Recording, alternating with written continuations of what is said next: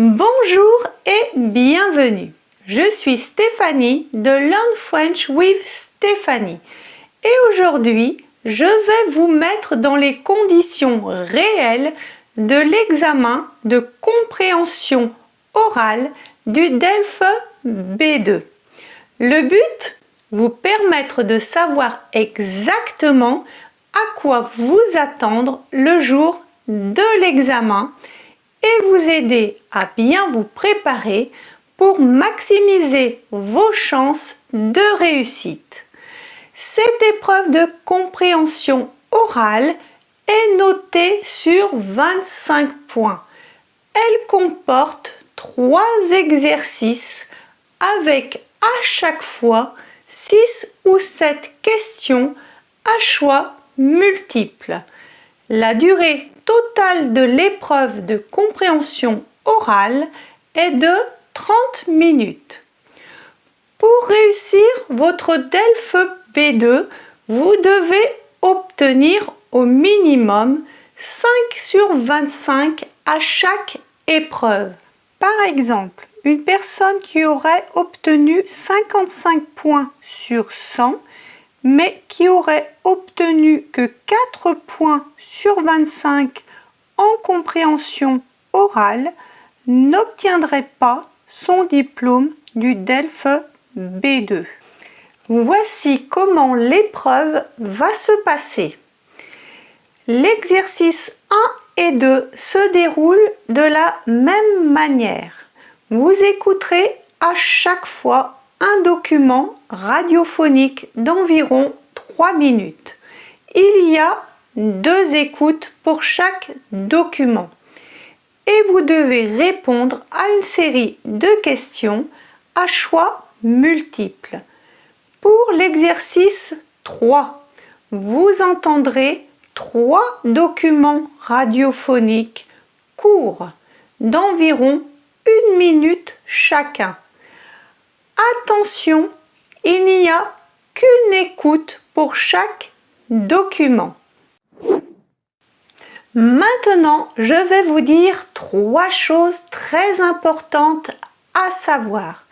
Pour chacun des 3 exercices de l'épreuve de compréhension orale, les questions sont toujours dans l'ordre du document sonore. Il n'y a qu'une seule bonne réponse par question.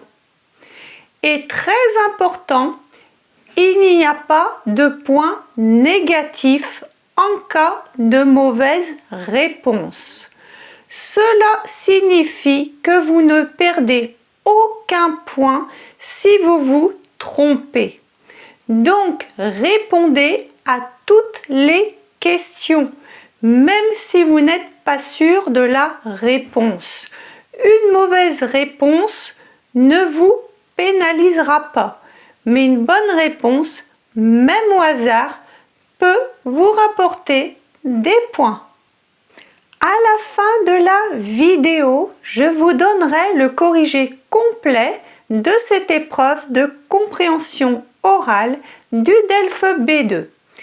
Et vous trouverez dans le premier commentaire un lien pour télécharger gratuitement le PDF avec la transcription des documents audio et les 3 QCM que vous pouvez imprimer pour suivre plus facilement. Aussi, je vous conseille de vous abonner et d'activer la petite cloche pour être prévenu des prochaines vidéos sur le DELF B2 qui seront publiées prochainement. Allez, c'est parti! Vous allez écouter plusieurs documents.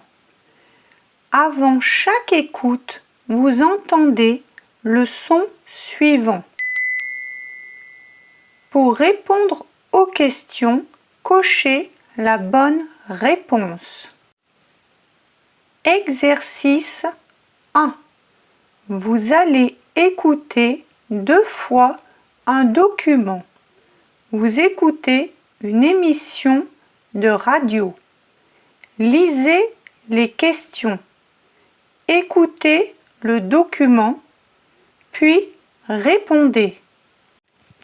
Avant d'écouter, vous avez 1 minute pour bien lire les questions.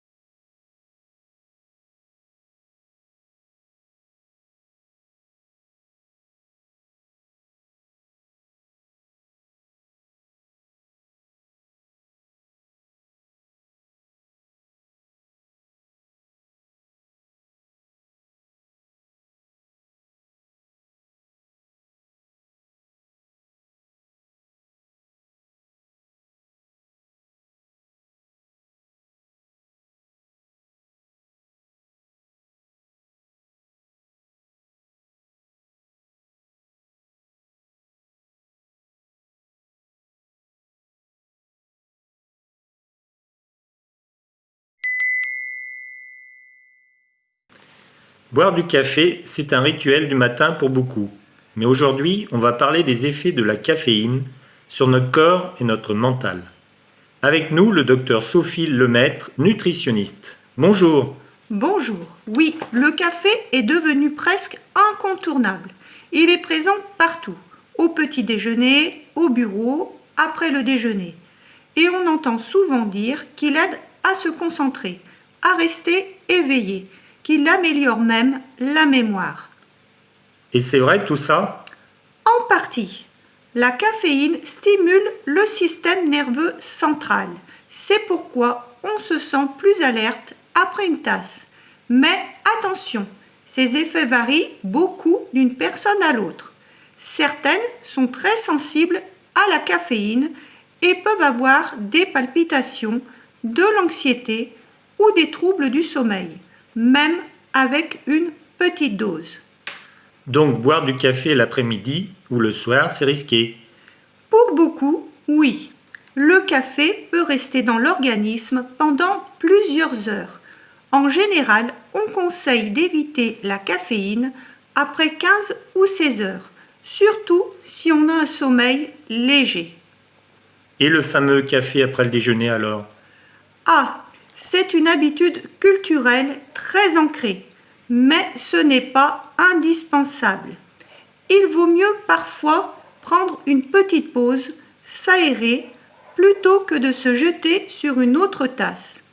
Et n'oublions pas qu'on trouve aussi de la caféine dans le thé, les sodas et même certains médicaments.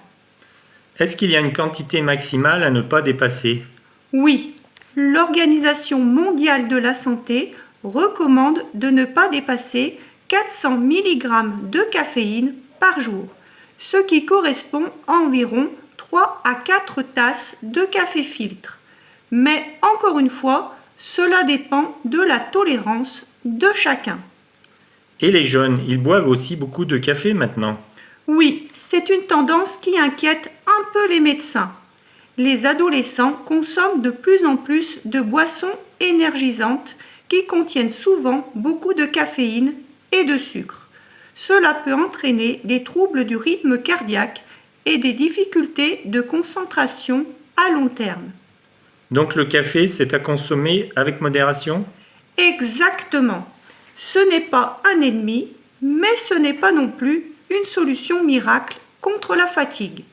Dormir suffisamment, avoir une bonne hygiène de vie, c'est encore le meilleur moyen d'être en forme avec ou sans café.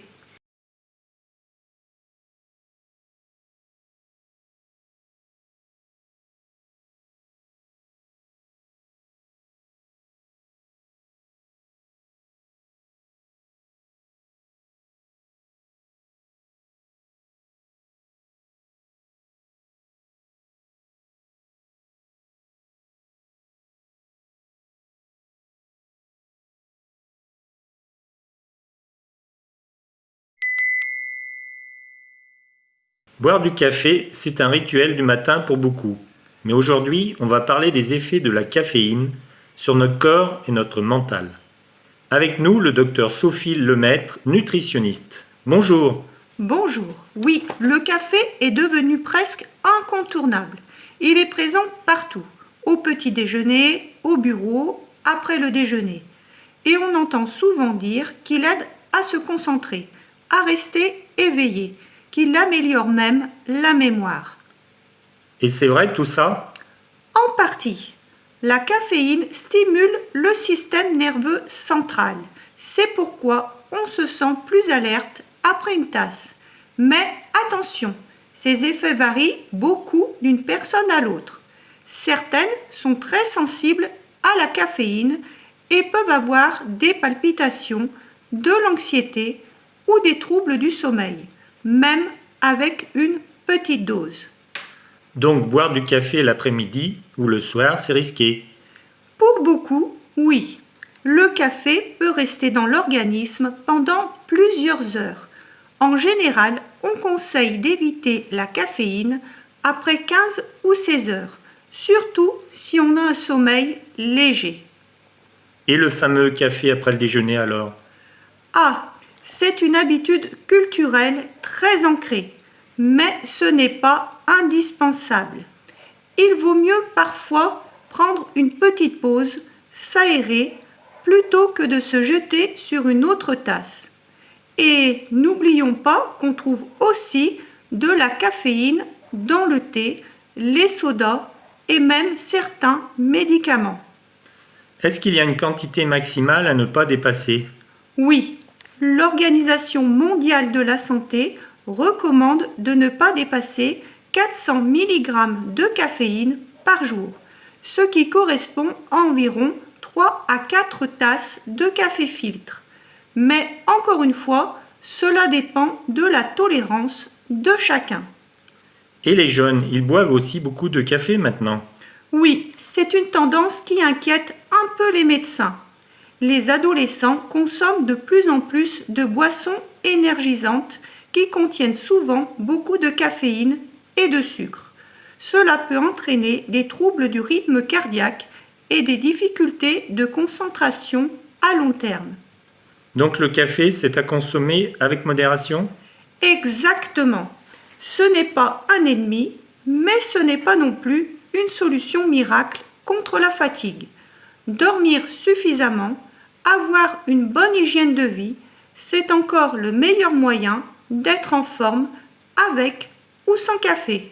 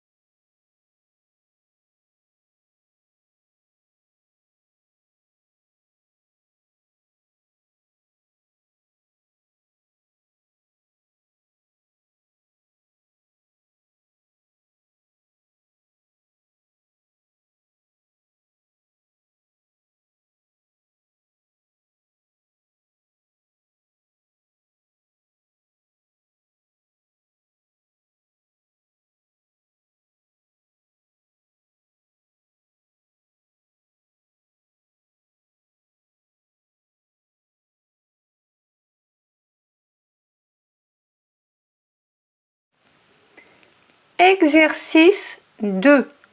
Vous allez écouter 2 fois un document. Vous écoutez une émission de radio. Lisez les questions, écoutez le document, puis répondez. Avant d'écouter, vous avez 1 minute pour bien lire les questions.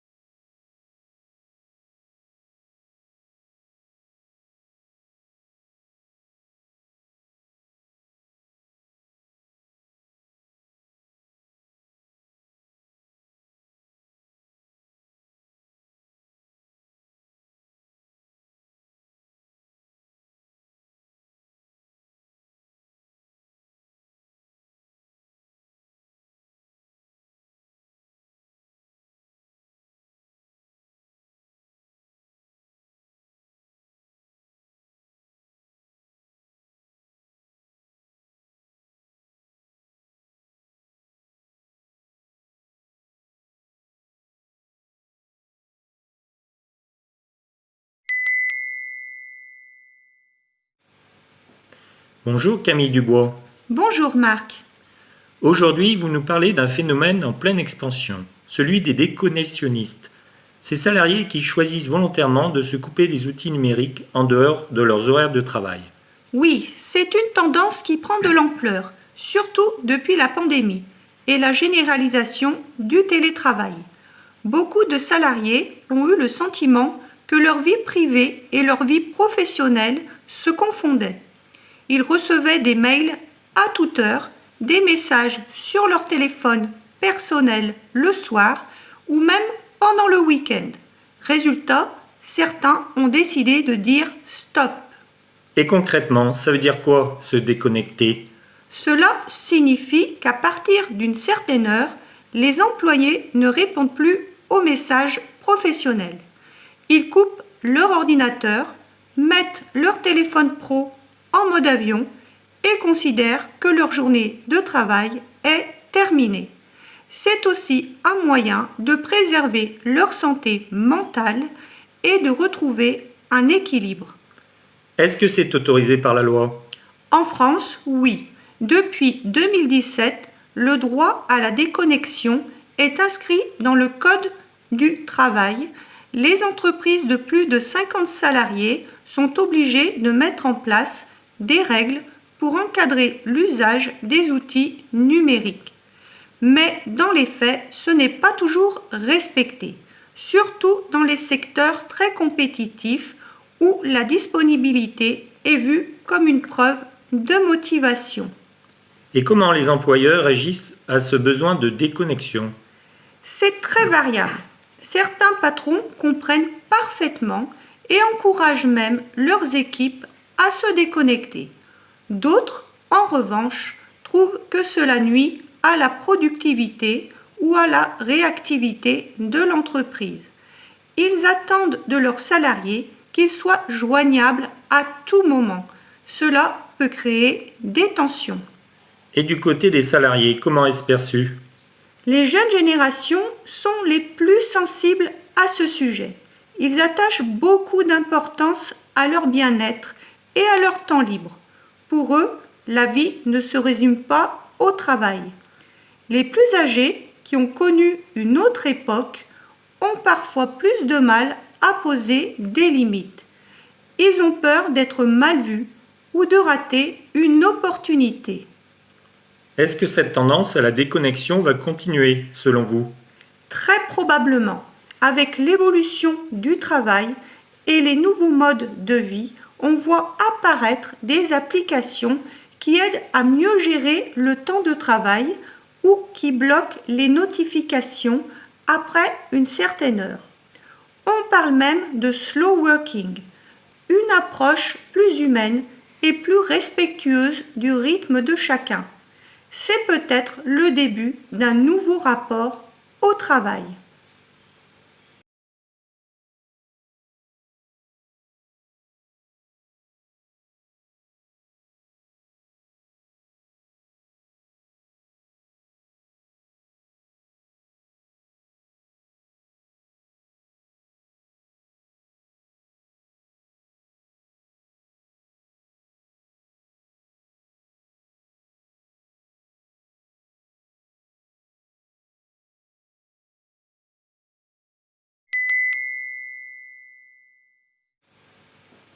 Bonjour Camille Dubois. Bonjour Marc.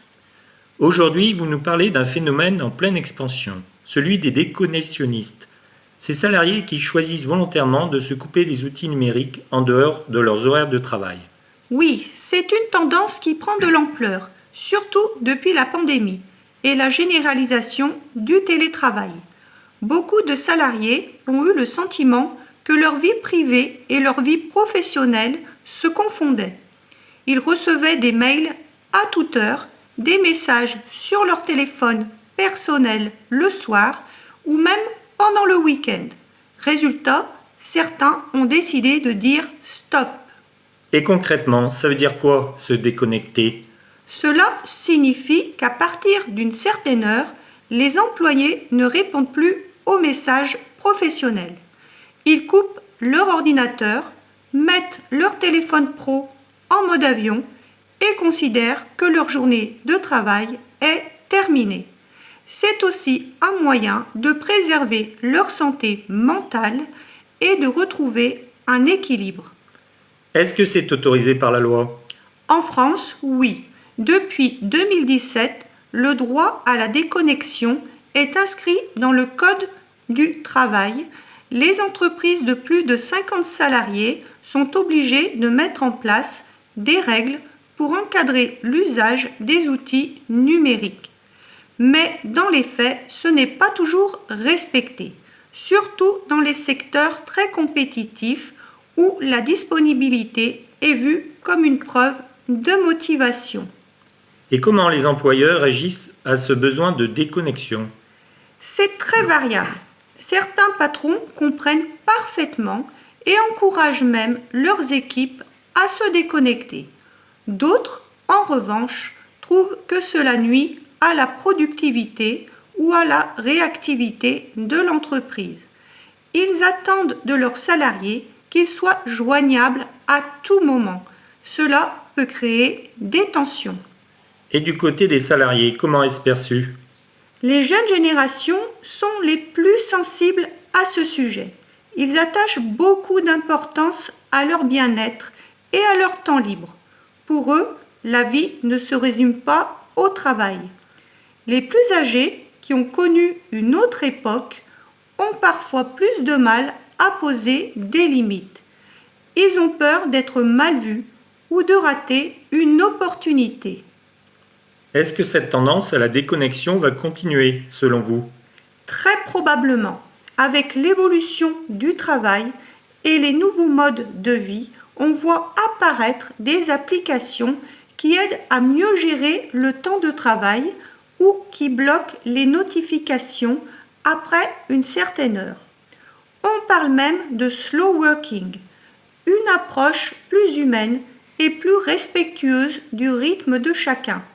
C'est peut-être le début d'un nouveau rapport au travail.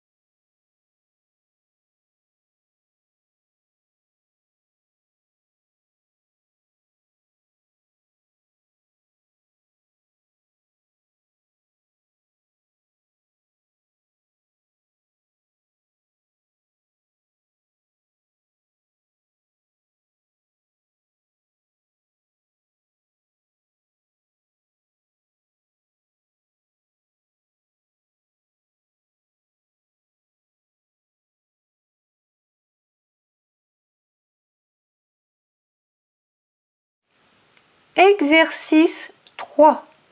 Vous allez écouter une fois 3 documents. Document 1. Lisez les questions. Écoutez le document, puis répondez. Avant d'écouter, vous avez 15 secondes pour lire les questions.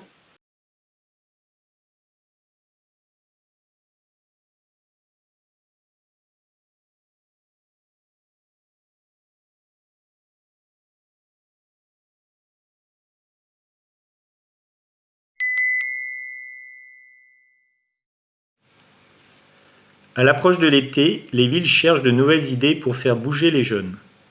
À Nantes, un projet original a vu le jour. Des ateliers de découverte scientifique pour les adolescents. On écoute Manon Lefebvre, responsable de l'association Curiosité, à l'origine de l'initiative.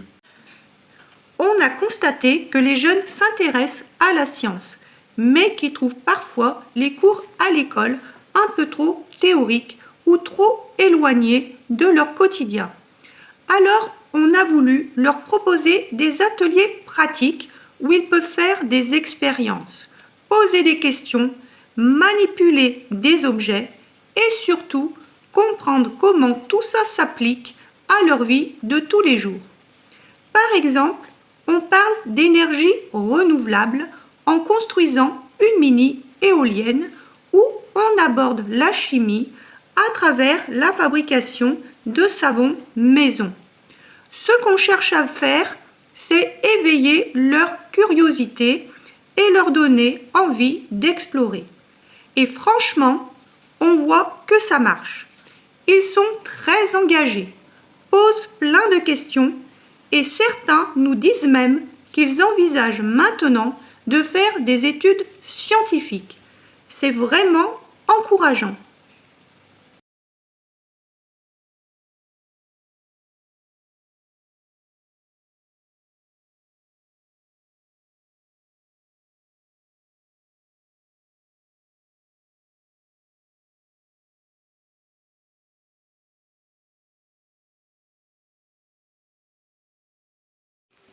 Document 2.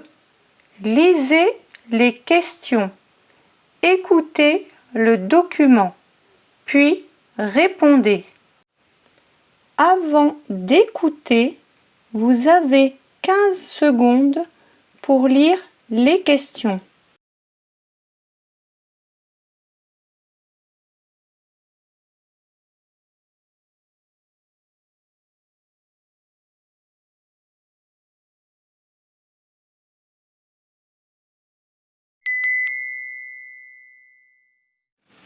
Aujourd'hui, de plus en plus de gens choisissent de consommer local et ce n'est pas un hasard. Acheter des produits issus de sa région permet non seulement de soutenir l'économie locale, mais aussi de réduire l'impact environnemental lié au transport des marchandises. C'est une manière concrète d'agir en faveur de la planète. Et puis, cela redonne aussi du sens à nos achats. On sait d'où vient ce qu'on consomme, comment cela a été produit et souvent, on connaît même la personne qui l'a fabriqué. Cela crée une relation de confiance, ce qui manque beaucoup dans les grandes surfaces. Par ailleurs, consommer local, ce n'est pas forcément plus cher, contrairement à ce qu'on pourrait croire. De nombreux producteurs vendent directement leurs produits à des prix très raisonnables. Et en plus, la qualité est au rendez-vous. Des fruits cueillis le jour même, du pain fait à la main, du fromage artisanal. C'est incomparable. Ce type de consommation change aussi notre manière de vivre. On prend le temps, on cuisine davantage, on redécouvre des saveurs oubliées. Moi, je pense que c'est une tendance de fond, pas juste un effet de mode.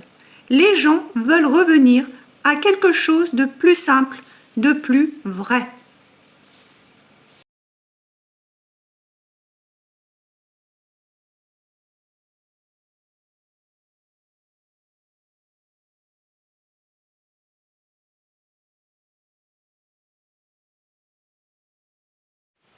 Document 3. Lisez les questions. Écoutez le document, puis répondez. Avant d'écouter, vous avez 15 secondes pour lire les questions.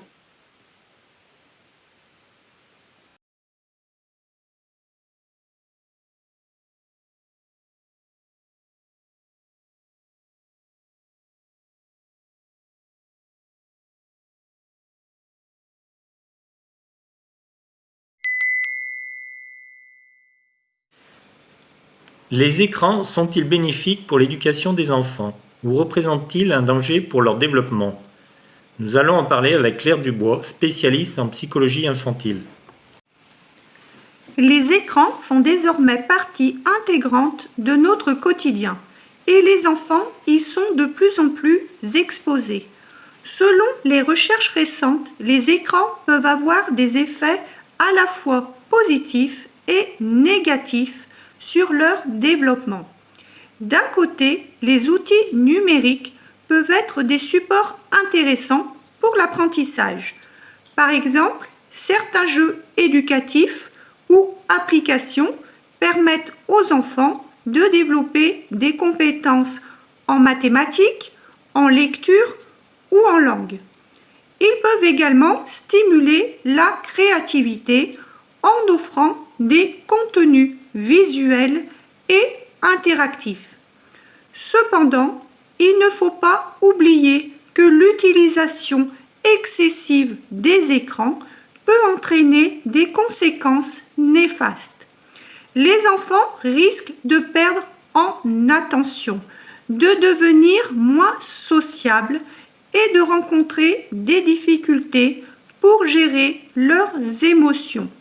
De plus, l'exposition prolongée à des écrans avant l'âge de 3 ans peut perturber leur développement cognitif et affecter leur capacité à se concentrer.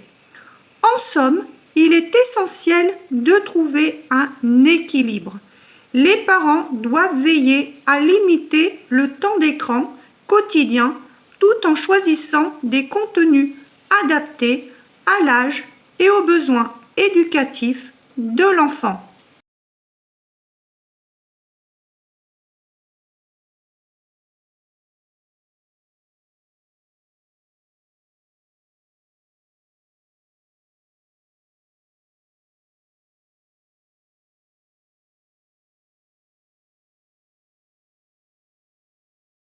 Transcription des documents audio et corrigés. Exercice 1. Boire du café, c'est un rituel du matin pour beaucoup. Mais aujourd'hui, on va parler des effets de la caféine sur notre corps et notre mental. Avec nous, le docteur Sophie Lemaître, nutritionniste. Bonjour. Bonjour. Oui, le café est devenu presque incontournable. Il est présent partout, au petit déjeuner, au bureau, après le déjeuner. Et on entend souvent dire qu'il aide à se concentrer, à rester éveillé, qu'il améliore même la mémoire. Et c'est vrai tout ça? En partie. La caféine stimule le système nerveux central. C'est pourquoi on se sent plus alerte après une tasse. Mais attention, ces effets varient beaucoup d'une personne à l'autre.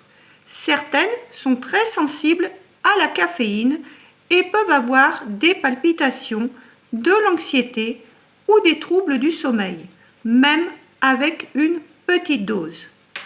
Donc boire du café l'après-midi ou le soir, c'est risqué. Pour beaucoup, oui. Le café peut rester dans l'organisme pendant plusieurs heures. En général, on conseille d'éviter la caféine après 15 ou 16 heures, surtout si on a un sommeil léger.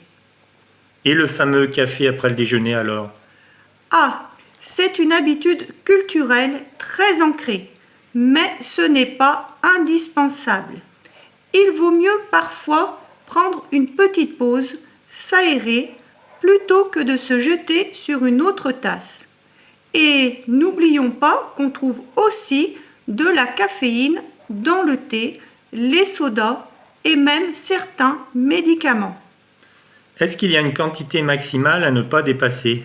Oui, l'Organisation mondiale de la santé recommande de ne pas dépasser 400 mg de caféine par jour, ce qui correspond à environ 3 à 4 tasses de café filtre. Mais encore une fois, cela dépend de la tolérance de chacun. Et les jeunes, ils boivent aussi beaucoup de café maintenant? Oui, c'est une tendance qui inquiète un peu les médecins. Les adolescents consomment de plus en plus de boissons énergisantes qui contiennent souvent beaucoup de caféine et de sucre. Cela peut entraîner des troubles du rythme cardiaque et des difficultés de concentration à long terme. Donc le café, c'est à consommer avec modération? Exactement. Ce n'est pas un ennemi, mais ce n'est pas non plus une solution miracle contre la fatigue. Dormir suffisamment, avoir une bonne hygiène de vie, c'est encore le meilleur moyen d'être en forme avec ou sans café.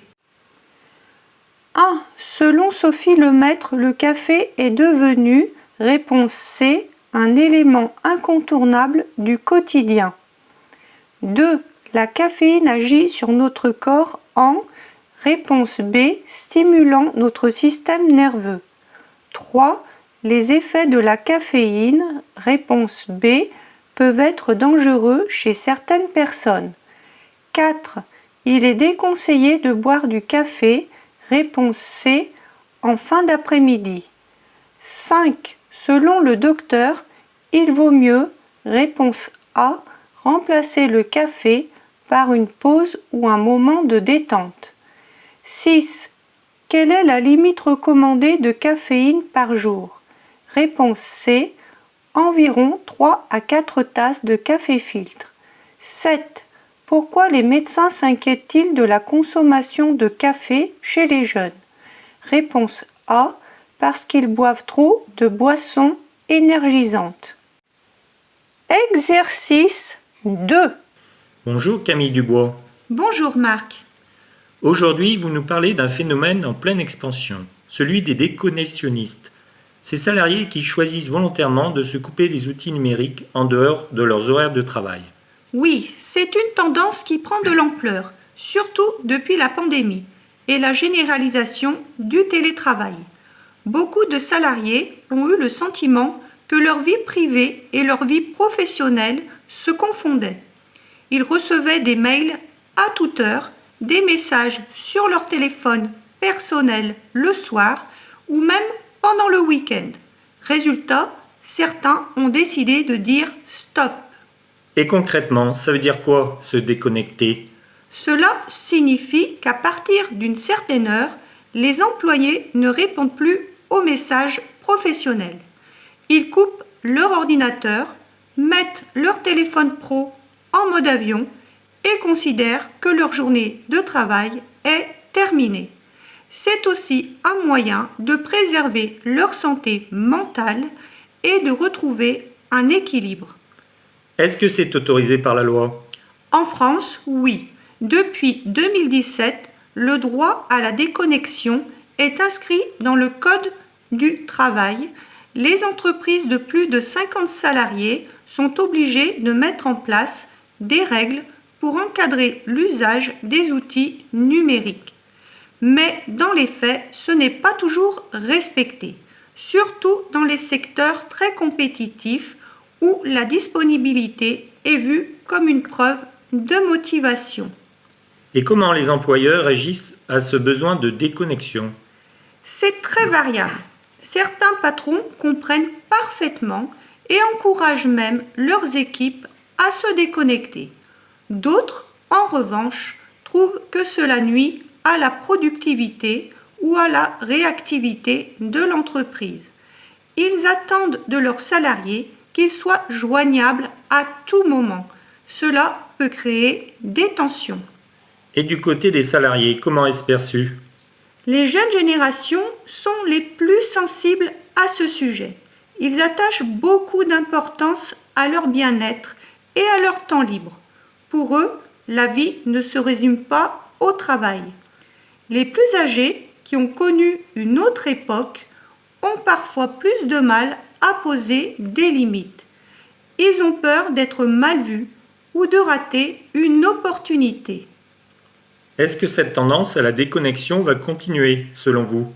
Très probablement, avec l'évolution du travail et les nouveaux modes de vie, on voit apparaître des applications qui aident à mieux gérer le temps de travail ou qui bloquent les notifications après une certaine heure.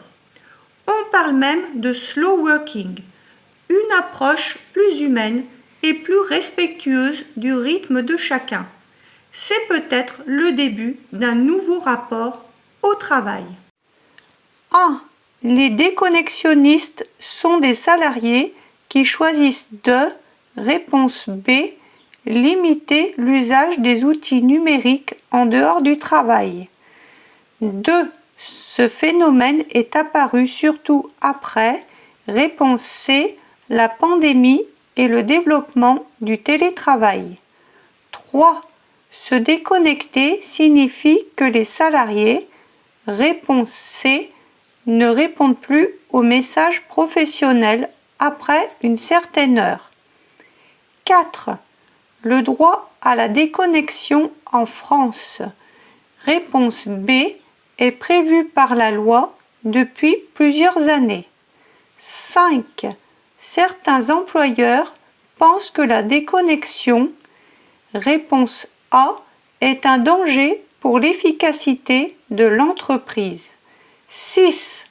Les jeunes générations, réponse B, considèrent le bien-être comme essentiel. 7. Le slow working est une approche qui, réponse A, encourage un rythme de travail plus humain. Exercice 3. Document 1.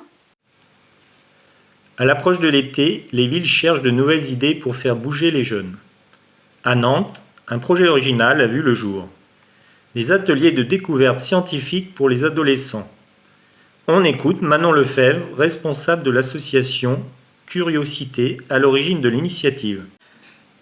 On a constaté que les jeunes s'intéressent à la science, mais qui trouvent parfois les cours à l'école un peu trop théoriques ou trop éloignés de leur quotidien. Alors, on a voulu leur proposer des ateliers pratiques où ils peuvent faire des expériences, poser des questions, manipuler des objets et surtout comprendre comment tout ça s'applique à leur vie de tous les jours. Par exemple, on parle d'énergie renouvelable en construisant une mini-éolienne ou on aborde la chimie à travers la fabrication de savon maison. Ce qu'on cherche à faire, c'est éveiller leur curiosité et leur donner envie d'explorer. Et franchement, on voit que ça marche. Ils sont très engagés, posent plein de questions et certains nous disent même qu'ils envisagent maintenant de faire des études scientifiques. C'est vraiment encourageant. Document 1. 1. Quelle est l'une des raisons pour lesquelles les ateliers scientifiques ont été créés? Réponse B. Parce que les cours de sciences sont jugés trop théoriques. 2.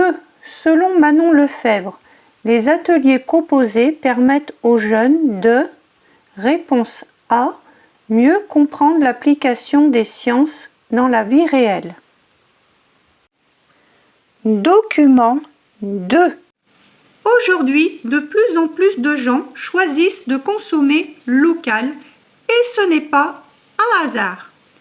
Acheter des produits issus de sa région permet non seulement de soutenir l'économie locale, mais aussi de réduire l'impact environnemental lié au transport des marchandises. C'est une manière concrète d'agir en faveur de la planète. Et puis, cela redonne aussi du sens à nos achats. On sait d'où vient ce qu'on consomme, comment cela a été produit et souvent, on connaît même la personne qui l'a fabriqué. Cela crée une relation de confiance, ce qui manque beaucoup dans les grandes surfaces. Par ailleurs, consommer local, ce n'est pas forcément plus cher, contrairement à ce qu'on pourrait croire. De nombreux producteurs vendent directement leurs produits à des prix très raisonnables. Et en plus, la qualité est au rendez-vous. Des fruits cueillis le jour même, du pain fait à la main, du fromage artisanal. C'est incomparable. Ce type de consommation change aussi notre manière de vivre. On prend le temps, on cuisine davantage, on redécouvre des saveurs oubliées. Moi, je pense que c'est une tendance de fond, pas juste un effet de mode. Les gens veulent revenir à quelque chose de plus simple, de plus vrai. Document 2. 3. D'après l'intervenante, consommer local permet avant tout de, réponse B, contribuer à la protection de l'environnement. 4. Selon l'intervenante, les produits locaux sont intéressants car ils, réponse A, offrent une qualité souvent supérieure. Document 3. Les écrans sont-ils bénéfiques pour l'éducation des enfants ou représentent-ils un danger pour leur développement? Nous allons en parler avec Claire Dubois, spécialiste en psychologie infantile.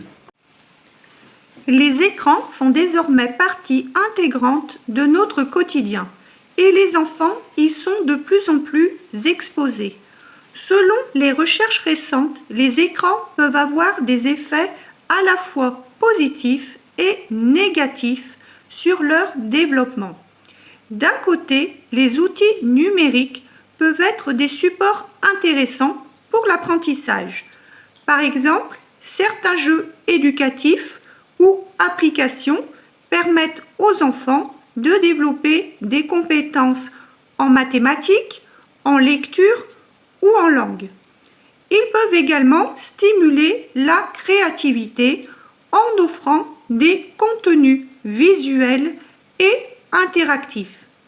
Cependant, il ne faut pas oublier que l'utilisation excessive des écrans peut entraîner des conséquences néfastes. Les enfants risquent de perdre en attention, de devenir moins sociables et de rencontrer des difficultés pour gérer leurs émotions. De plus, l'exposition prolongée à des écrans avant l'âge de 3 ans peut perturber leur développement cognitif et affecter leur capacité à se concentrer. En somme, il est essentiel de trouver un équilibre. Les parents doivent veiller à limiter le temps d'écran quotidien tout en choisissant des contenus adaptés à l'âge et aux besoins éducatifs de l'enfant. Document 3. 5. Selon l'intervenante, quels sont les effets des écrans sur les enfants? Réponse B. Ils peuvent avoir des effets à la fois positifs et négatifs. 6. Que doivent faire les parents pour que l'utilisation des écrans soit bénéfique? Réponse B. Limiter le temps d'écran et choisir des contenus adaptés. Voilà, j'espère que cette vidéo vous a plu. Si c'est le cas, merci de liker, de vous abonner et d'activer la petite cloche pour ne rien manquer. Au revoir!